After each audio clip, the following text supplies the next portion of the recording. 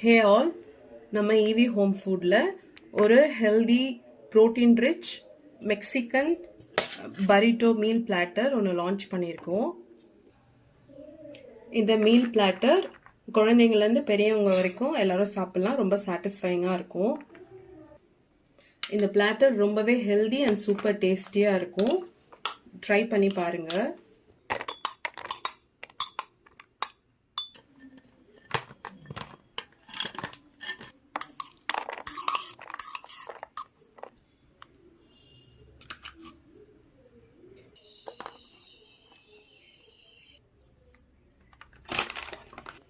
இந்த burrito meal பிளாட்டரில் என்னென்ன இருக்குன்னு பார்த்துடலாம்.